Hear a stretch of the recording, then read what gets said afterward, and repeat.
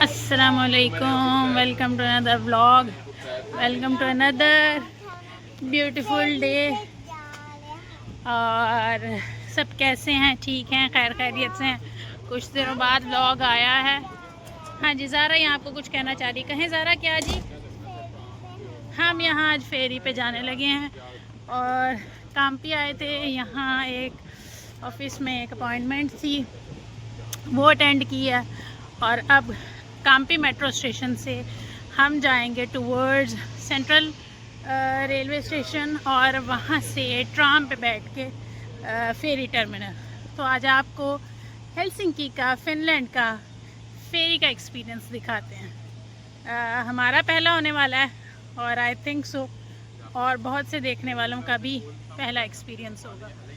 तो चलते हैं, आपको दिखाते हैं।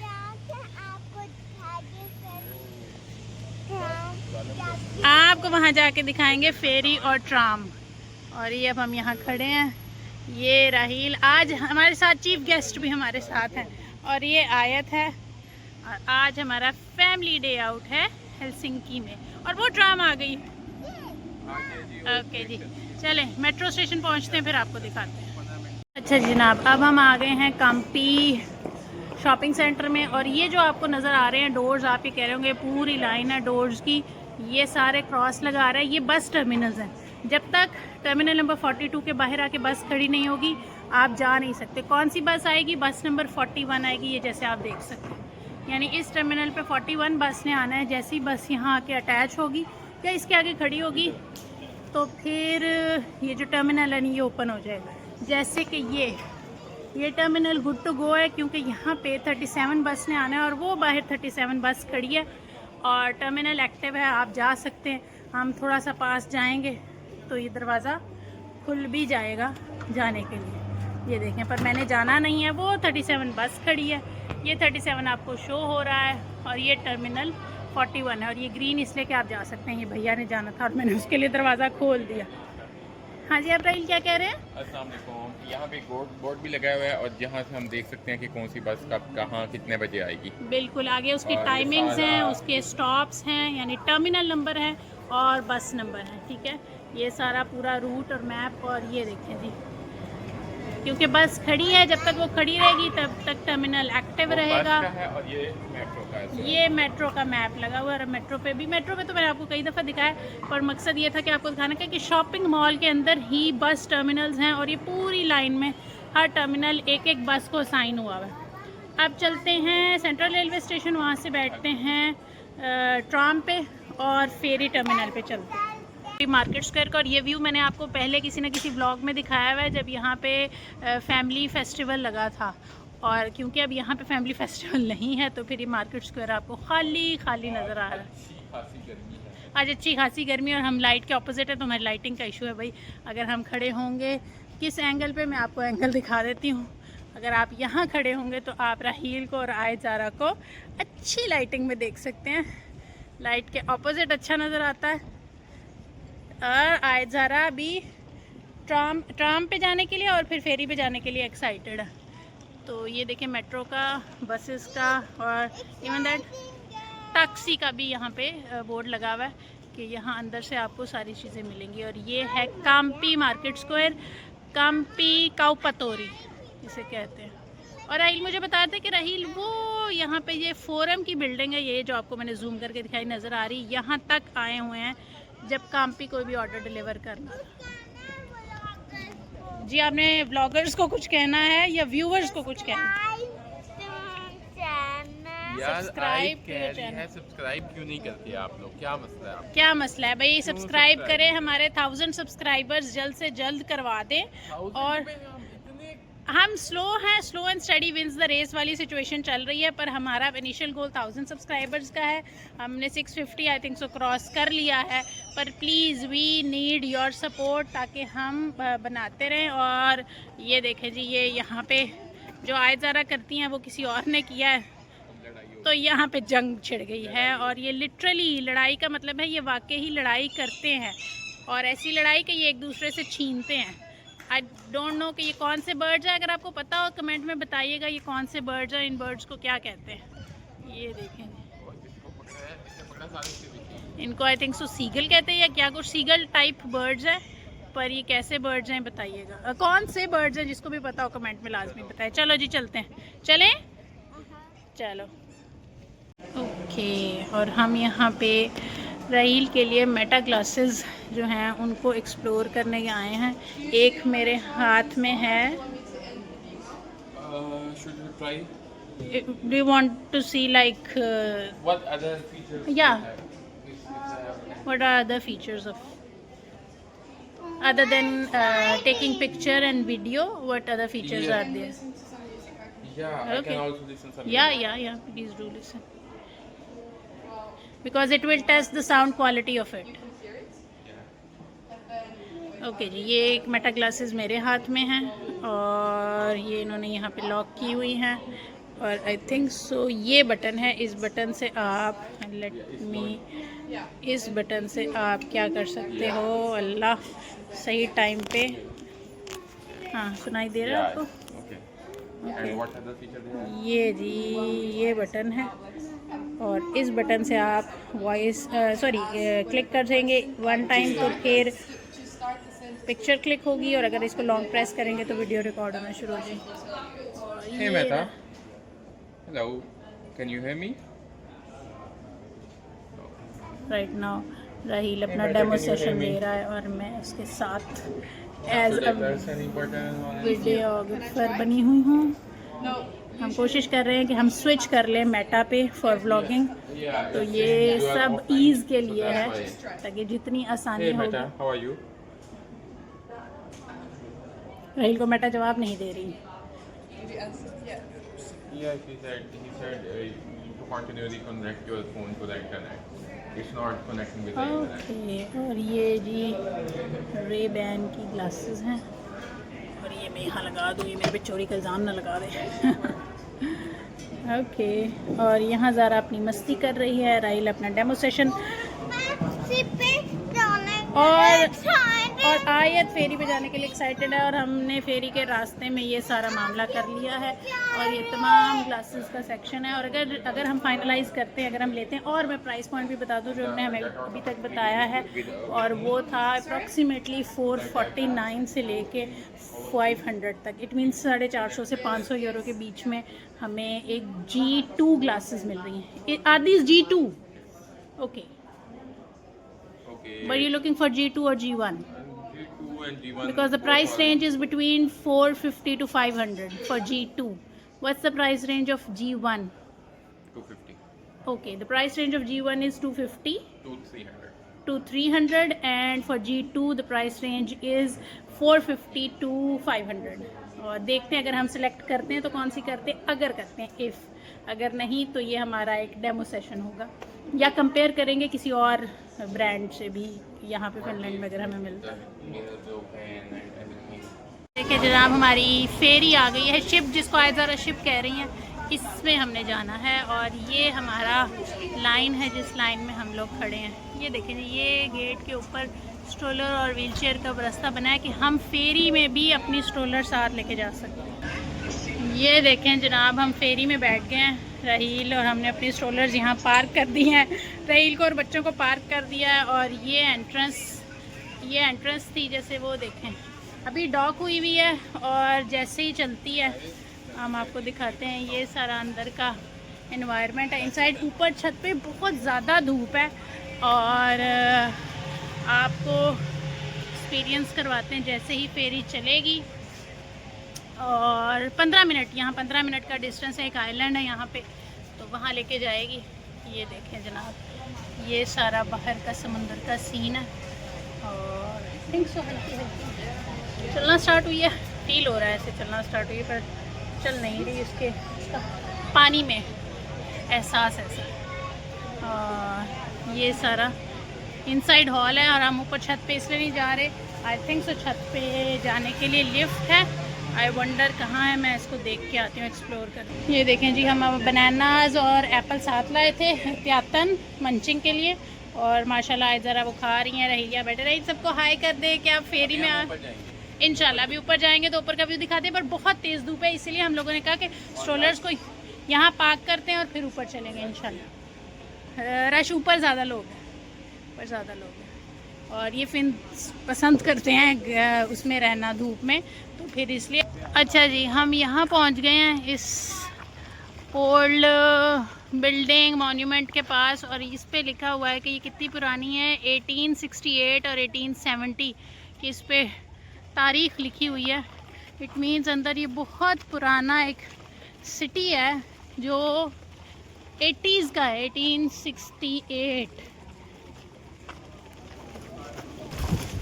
ऊपर की चढ़ाई है, पुरानी ओल्ड एलीज और ये पुराना शहर।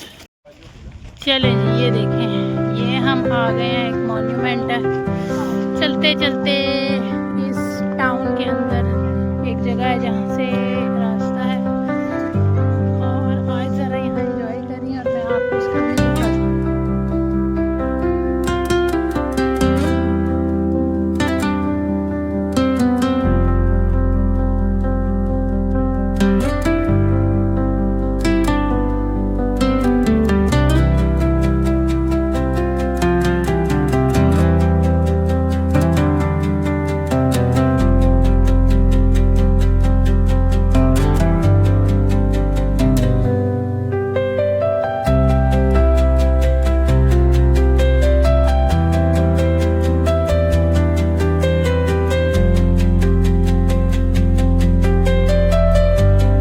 ये देखें, क्या ही लिए, क्या मिला है आपको? पुराने जमाने का नलका।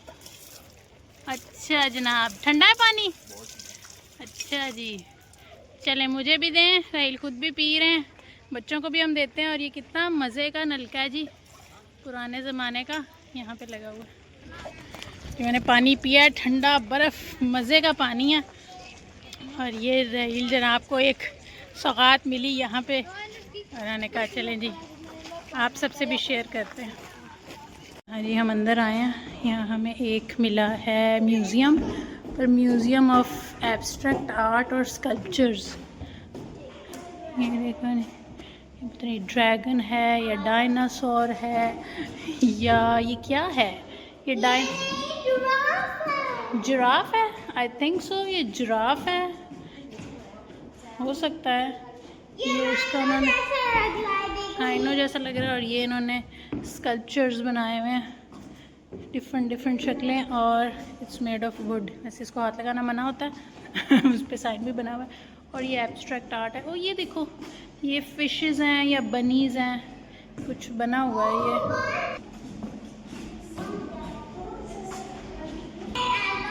और मुझे इसको देख के बिल्कुल मुझे अपने लाहौर का जो मेरी नानी अम्मी का घर था ना, उसकी याद आ गई। वो बिल्कुल ऐसे ऊंची ऊंची बिल्डिंग्स, और वो अंदर से ठंडे होते थे, और सेम स्कल्पचर ऐसे। और क्योंकि वो इंडो पाक के टाइम के बने हुए थे, यानी उन्होंने वॉर्स और ये चीज़ें देखी हुई थी, ये इन बिल्डिंग्स ने भी वही ज़माने देखे हुए हैं, वही आर्ट्स टाइप गैलरीज़ और ये सारा कुछ। तो शायद इनकी बनावट, खिड़कियाँ सेम बिल्कुल ऐसी खिड़कियाँ लाहौर में, मैं आपको बताऊं, जो लोग मुझे पाकिस्तान से लाहौर से देख रहे हैं, गड़ी शो में ऐसी ही बनावट है घरों की। और ये बिल्डिंग्स और ये इमारतें देख के, और इनमें फ़ील भी वही है, वो वॉर के ज़माने की फ़ील, वो इंडिपेंडेंस के टाइम की फ़ील। और ये नेक्स्ट एक रेवंतुल्ला है।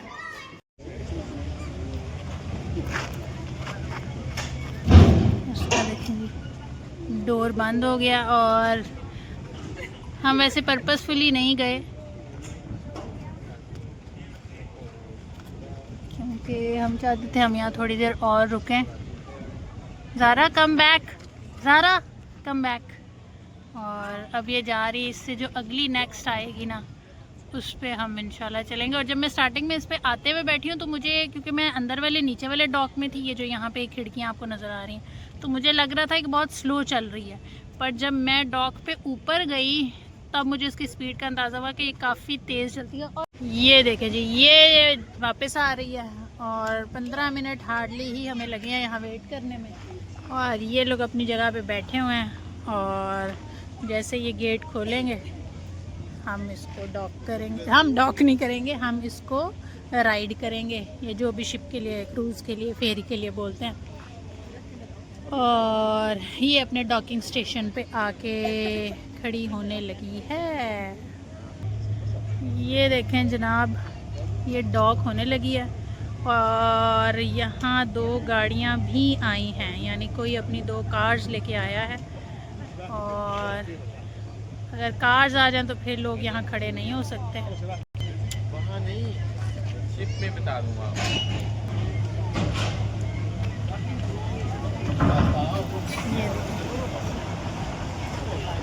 और ये खैर आर्मी की गाड़ियाँ,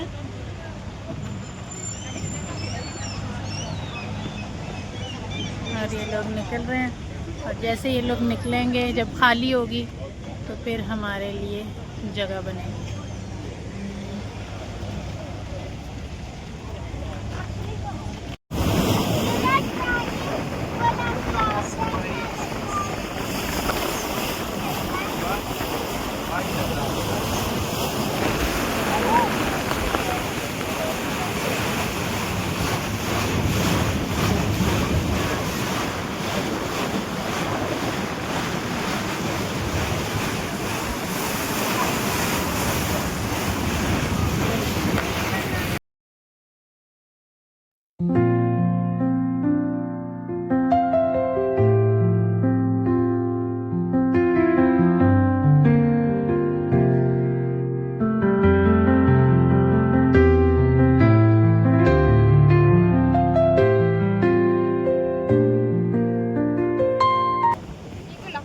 अच्छा जी, तो आपको थोड़ा सा एक हम दे देते हैं अपडेट कि नेक्स्ट आपको अपकमिंग मिलेगा ना एक्सपीरियंस सी का, वो इसका मिलेगा, वाइकिंग लाइन का, इंशाल्लाह।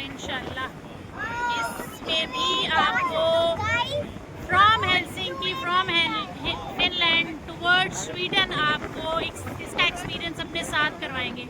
इसका टॉप डॉक, मिडल एरिया, और हमें कहाँ पे मिलता है जो हमारा कैबिन है, वो सारा एक्सपीरियंस आपको करवाएंगे इंशाल्लाह सून। अगर आपको मेरी आवाज़ नहीं आ रही, मैं कोशिश कर रही हूँ जितना ऊंची बोल सकूँ उतना बोलूँ। और आज ज़रा चाहती कि वो उस पेरिस व्हील पे झूला ले, एंजॉय करें। देखते हैं अभी इसके बाद हमारा डॉकिंग स्टेशन आ रहा है कि अगला नेक्स्ट प्लान यहाँ से क्या होता है।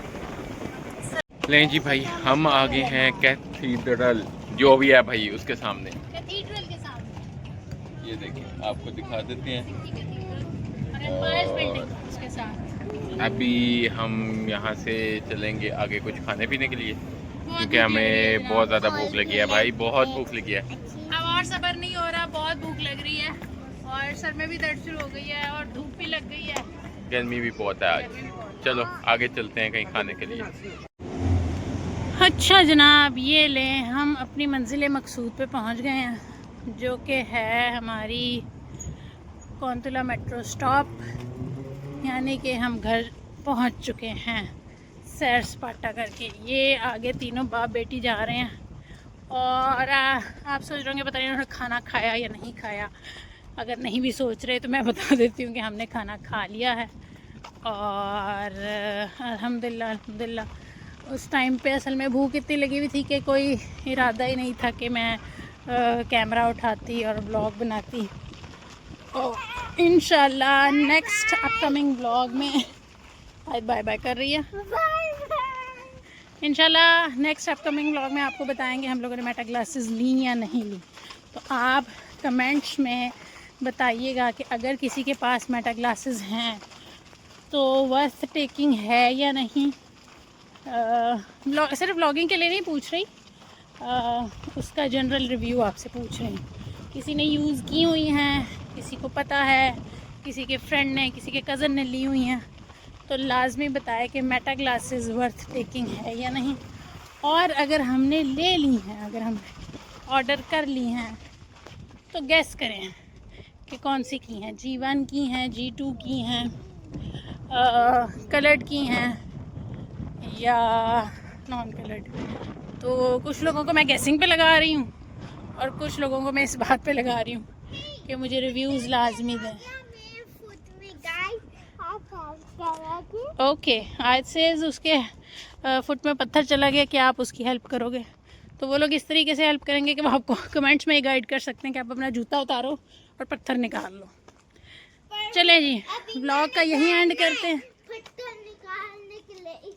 ओके बैठो, व्लॉग को यहीं एंड करते हैं। उम्मीद करती हूँ आपको व्लॉग अच्छा लगा होगा, इन्फॉर्मेटिव। ओके, इन्फॉर्मेटिव था नहीं था, कोशिश की कि इन्फॉर्मेटिव भी हो और एंटरटेनिंग भी हो।